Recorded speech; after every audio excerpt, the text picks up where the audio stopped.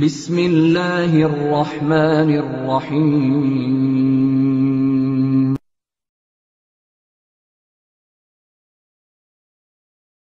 ওয়ালাইকুম আসসালাম রহমতুল্লাহি ওয়া বারাকাতুহু। মুহতারাম দুলাল ভাই সম্ভবত প্রশ্ন করেছেন যে জুমার দিনে সালাত আদায় করে এসে খাওয়া দাওয়া করে ঘুমিয়ে যাই। তো আমি যখন ঘুম থেকে উঠি তখন 4টা, 4:30, 5টা, 5:30টাও বেজে যায়।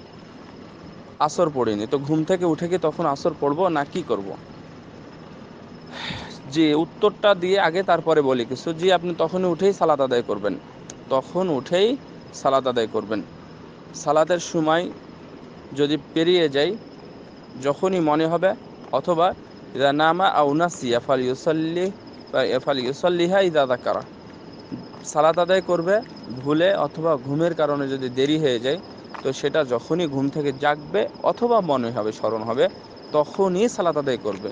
সূর্য কোথায় আছে, কত বাজে, অথবা আমি কি অবস্থায় আছি না আছি এটা না, সেটা কিছু না দেখে আপনি সরাসরি অজু করবেন, অজু করে এসে আগে সালাতটা আদায় করবেন, তারপরে অন্য অন্য চিন্তা ভাবনা করবেন। এটা হচ্ছে ফরজ সালাতের ক্ষেত্রে বেশ কড়াকড়ি নিয়ম, এই অধ্যায়টা মনে রাখবেন।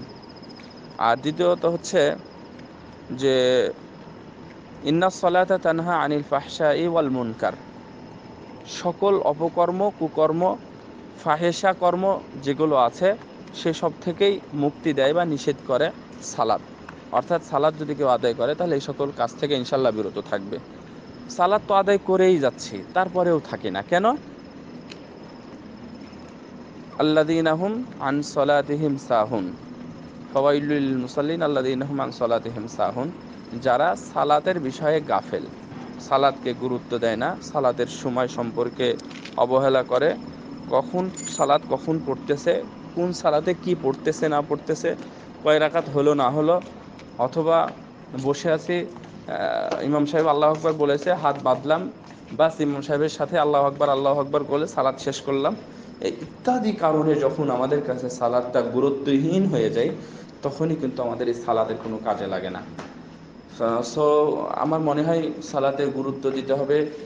ঘুম থেকে কখন উঠবো না উঠবো, হ্যাঁ বাই চান্স হয়, আমাদেরও হয় না তা না, আমাদেরও হয়। তো আমরা গুরুত্ব দেওয়ার চেষ্টা করবো। আল্লাহ আমাদের তৌফিক দিন, আমিন। সাল্লাল্লাহু আলা নবিয়িনা মুহাম্মদ।